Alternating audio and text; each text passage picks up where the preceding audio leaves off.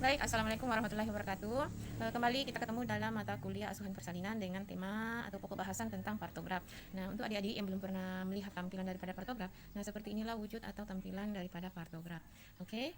Nah, selanjutnya pokok bahasan yang akan kita bahas ada 4, yaitu yang pertama tentang pengertian partograf, kemudian apa tujuan pengisian partograf, kemudian yang ketiga ada bagian-bagian dari partograf, kemudian yang keempat ada bagaimana cara pengisian daripada partograf. Oke, nah yang pertama itu tentang pengertian daripada partograf. Nah, adik-adik, partograf ini biasa digunakan sebagai alat untuk memantau kemajuan persalinan dan membantu menentukan keputusan dalam rencana atau penata laksanaan selanjutnya. Nah, alat bantu atau partograf ini digunakan selama fase aktif. Ingat ya, selama fase aktif persalinan, bukan fase laten. Jadi nanti kita mengisi atau menggunakan pada saat fase aktif persalinan. Kemudian catatan grafik mengenai kemajuan persalinan untuk memantau keadaan ibu dan janin. Jadi dia bentuknya nanti ini kayak grafik. Jadi setelah kita isi ini, setelah kita mengisi di sini itu nanti akan ada tampilan seperti grafik, ya. Nah, jadi intinya partograf itu adalah alat bantu yang tepat untuk memantau keadaan janin dan ibu selama proses persalinan. Baik, selanjutnya yang akan kita bahas mengenai tujuan pengisian partograf. Nah, di sini untuk tujuannya dari definisinya saja kita sudah tahu bahwa partograf itu adalah alat untuk memantau kemajuan persalinan. Berarti jelas bahwa tujuan utama daripada penggunaan partograf itu adalah untuk mencatat hasil observasi dan kemajuan daripada persalinan, ya. Kemudian yang kedua itu untuk menilai apakah proses persalinan itu berjalan normal atau tidak. Nah, dengan partograf dapat membantu kita untuk menentukan atau memutuskan apakah bisa dilakukan persalinan normal atau persalinan dengan bantuan. Kemudian yang ketiga itu yang jelas bahwa partograf adalah alat yang digunakan untuk memantau, berarti secara tidak langsung merupakan alat untuk mendeteksi secara dini sehingga kita dapat menentukan tindakan yang harus diambil secara cepat dan tepat berdasarkan hasil pemantauan kita melalui partograf ini. Itu ya. Jadi yang di sini yang perlu saya tekankan bahwa ingat bahwa partograf itu merupakan elemen penting pada setiap persalinan kala satu fase aktif, ya. Jadi semua ibu hamil dalam proses persalinan tanpa memperhatikan tempat persalinan atau tempat melahirkan, ya, ini WHO langsung yang merekomendasikan untuk penggunaannya secara universal sebagai alat yang diperlukan untuk memonitoring persalinan, ya. Kemudian ingat bahwa semua ibu hamil atau wanita hamil dalam proses persalinan fase aktif itu harus pencatatannya harus dilakukan melalui partograf. Oke. Itu tujuan daripada pengisian partograf. Oke, selanjutnya kita akan lihat bagian-bagian daripada partograf, ya. Nah, untuk bagian-bagian partograf ini yang pertama bisa kita lihat di sini, ya. Ada bagian tentang kesejahteraan janin, ya. Di sini kesejahteraan janin dinilai dari denyut jantung janin, ya. Ini. Kemudian yang berikutnya itu mengenai kemajuan persalinan. Untuk kemajuan persalinan di sini ada pembukaan serviks, kemudian ada penurunan bagian terendah janin itu kita nilai. Kemudian di sini yang kita nilai juga adalah air ketuban. Bagaimana kondisi air ketuban dari ibu. Jadi yang dicatat itu warna air ketubannya setiap melakukan pemeriksaan dalam yang kita lihat. Kalau misalnya selaputnya masih utuh atau dalam artian belum pecah, berarti kita tulis di situ U. Kemudian untuk selaput ketuban yang sudah pecah, kemudian airnya jernih, berarti kita tulis J. Ya, J. Kemudian untuk air ketuban yang bercampur mekonium kita tulis tulis simbolnya M. Kemudian untuk air ketuban yang bercampur dengan darah berarti kita tulis D. Kemudian untuk kalau misalnya cairan ketubannya sudah tidak ada atau sudah kering berarti kita tulis K. Seperti itu, ya. Nah, kemudian untuk penyusupan. Nah, ingat penyusupan kepala janin. Penyusupan ini terkait perubahan bentuk kepala janinnya atau yang biasa disebut molase, ya. Nah, pada saat Anda melakukan pemeriksaan dalam, kemudian yang Anda raba itu sutura masih terpisah, berarti penyusupannya 0, ya. Lalu tidak ada.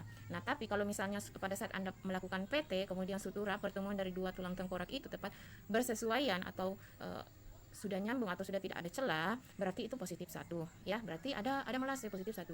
Nah, kalau yang misalnya tumpang tindih tetapi masih dapat diperbaiki, berarti itu positif 2. Nah, positif 3 kalau misalnya suturanya tumpang tindih dan tidak dapat diperbaiki. Jadi penyusupannya sampai positif 3 Anda tulis, oke? Baik, selanjutnya untuk bagian pembukaan serviks, ya. Pembukaan serviks dengan penurunan kepala. Ini masih dalam pada saat kita melakukan penilaian itu dengan melalui pemeriksaan dalam atau VT, ya. Jadi untuk pembukaan serviks kalau kita mencatat dalam partograf itu kita beri tanda silang, nih tanda silang. Kemudian untuk penurunan kepala itu kita beri tanda lingkaran, nih. ya. Nah, untuk patokannya ini kita pakai angka yang di sini. Jadi kalau pembukaan dia mulai dari pembukaan 1 sampai pembukaan lengkap atau 10 cm. Nah, kemudian untuk penurunan itu dia dari 0 sampai 5, ya. Jadi untuk pembukaan serviks itu penilaiannya dilakukan tiap 4 jam, atau bila ada indikasi, ya.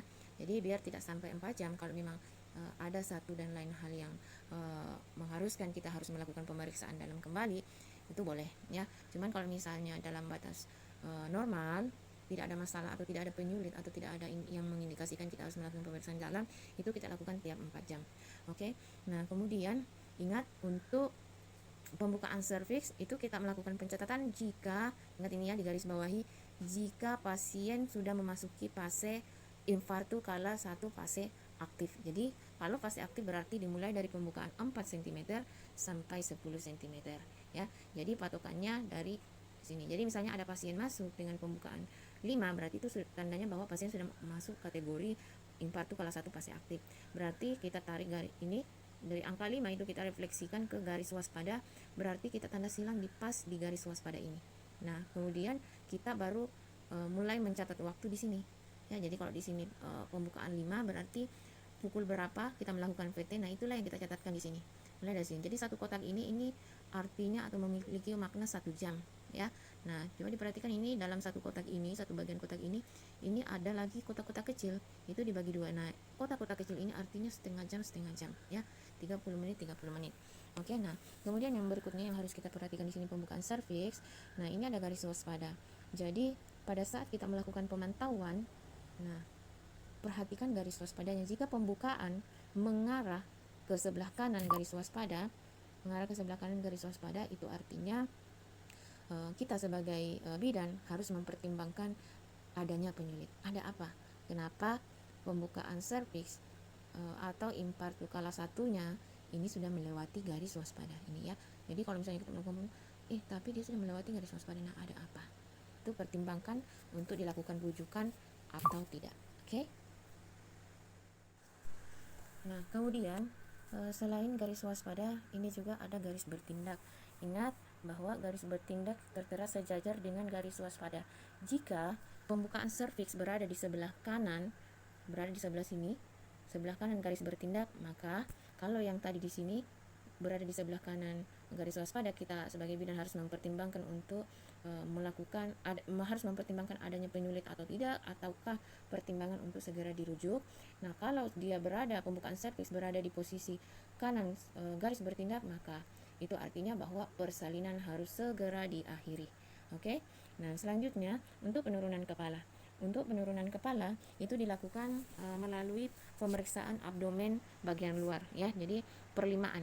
Jadi kalau misalnya pada saat Anda PT dia di pembukaan 5 tadi, ya, yang saya contohkan, nah kita harus tahu juga untuk penurunannya itu dia berada di posisi mana. Nah, kalau misalnya di sini PT-nya pembukaan 5 kemudian penurunannya 4/5, berarti di sini kita lingkari, ya, kita lingkari yang bagian sini sejajar dengan pembukaan serviks itu. Nah, kemudian selanjutnya ini ada beberapa yang kita nilai lagi, yaitu ada kontraksi, ya. Nah, untuk kontraksi ini dicatat setiap setengah jam, kemudian lakukan palpasi untuk menghitung banyaknya kontraksi dalam 10 menit. Jadi seperti yang kemarin saya jelaskan di kelas, bahwa kontraksi itu kita nilai tiap 30 menit selama 10 menit, ya. Dan yang dinilai itu ada frekuensinya berapa kali, kemudian durasinya berapa detik, kemudian interval dari tiap kontraksi itu silahkan kita nilai. Kemudian ya sudah, ya. Jadi frekuensi berapa kali dia muncul, kemudian durasinya berapa lama, kemudian berapa lama tiap kontraksi itu, kemudian intervalnya antara satu kontraksi yang pertama dengan kontraksi yang berikutnya itu intervalnya berapa menit, itu yang kita nilai. Namun kalau untuk pengisian di sini di partograf ini sudah ada keterangannya. Jadi sudah ada keterangan. Nah, ini tanda titik-titik, saya perbesar. Nah, yang seperti ini kalau tidak salah itu titik-titik, ya. Itu kalau misalnya kontraksinya masih kurang dari 20 detik, ya, ini satunya detik.